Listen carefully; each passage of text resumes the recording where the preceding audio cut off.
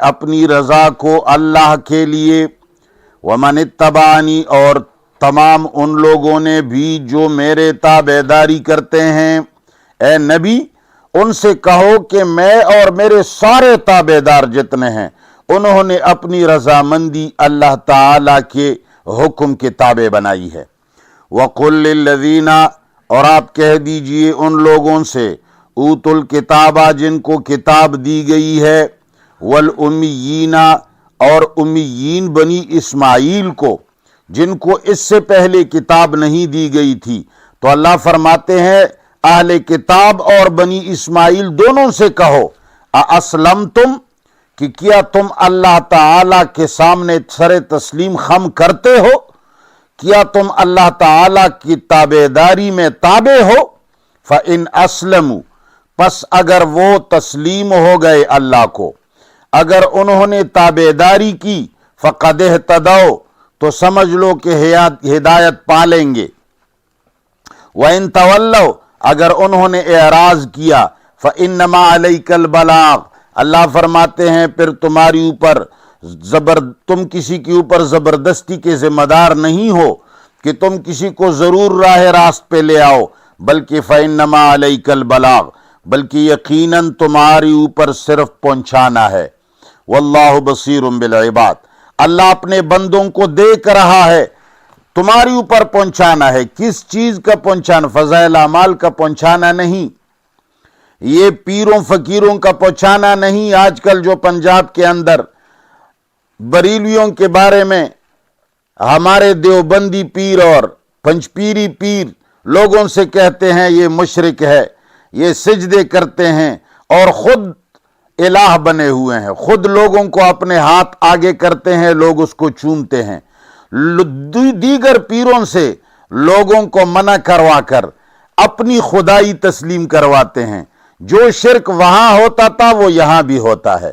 تو اللہ فرماتے ہیں تمہاری اوپر پہنچانا ہے اس حق دین کا، اس قرآن کا۔ واللہ بصیر بالعباد اللہ اپنے سارے بندوں کو دیکھ رہا ہے۔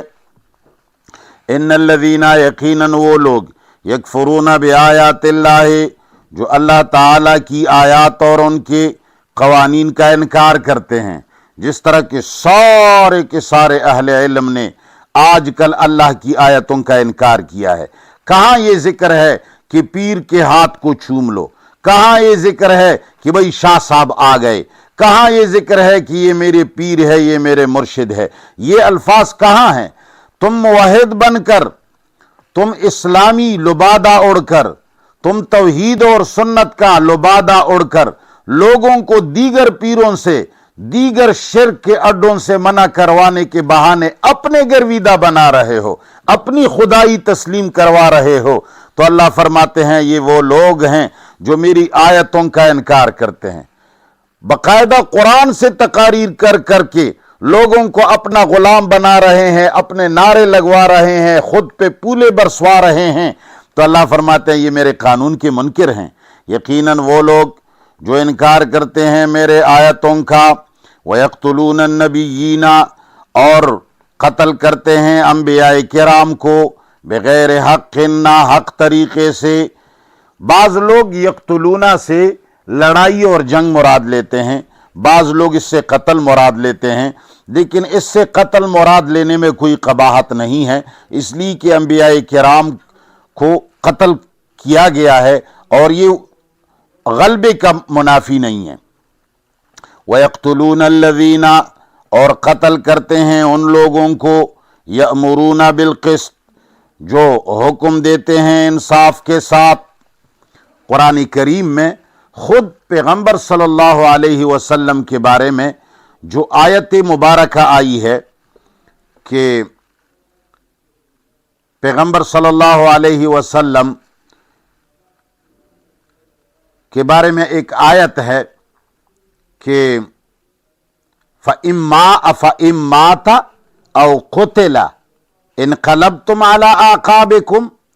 اب یہ احتمال قرآن نے ویسے تو نہیں ذکر کیا نا، افَإِن مَاتَ اگر نبی مر گیا، او قتل یا اس کو قتل کیا گیا، انقلبتم علی اعقابکم تو کیا تم پیٹ پھر کر بھاگ جاؤ گے؟ تو لہٰذا یہ ممکن ہے۔ لہٰذا اللہ فرماتے ہیں وَيَقْتُلُونَ الَّذِينَ، اور قتل کرتے ہیں ان لوگوں کو، يَأْمُرُونَ بِالْقِسْطِ، جو حکم دیتے ہیں انصاف کے ساتھ، مِنَ النَّاسِ، لوگوں کو۔ جو لوگ قرآنی آیات پڑھتا اور پڑھاتا تو ہے مگر مانتا نہیں، جس طرح کے اشاعت کے نام پر یا مرکزی کے نام پر یہ جتنی دنیا کے اندر تنظیمیں جو آج کل کام کر رہی ہیں، یہ قرآن پڑھا کر لوگوں کو مشرک بنا رہے ہیں۔ خود قرآن کو گا کر لوگوں کو اپنے سامنے جھکاتے ہیں، اپنے ہاتھ ان کو سامنے کر کے ان سے چمواتے ہیں۔ یہ سارے جب آتے ہیں میدانوں میں، جب کسی مجلس میں کسی تقریر میں آتے ہیں تو لوگ ان کے لیے واہ واہ کرتے ہیں اور ہاتھ لمبے کرتے ہیں، زندہ باد کے نعرے لگاتے ہیں۔ یہ سارے وہ لوگ ہیں جو قرآن کے ذریعے پیسہ تو کماتے ہیں، لوگوں کو اپنا غلام تو بناتے ہیں، مگر اللہ کے قوانین اور آیات کے منکر ہیں، اس لیے کہ اس پر عمل نہیں کرتے۔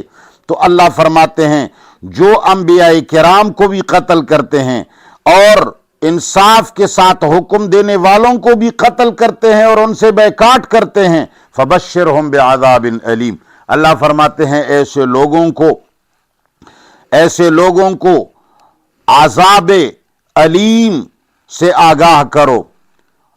اور اولئک الذین، یہ وہ لوگ ہیں حبطت اعمالہم، جن کے تمام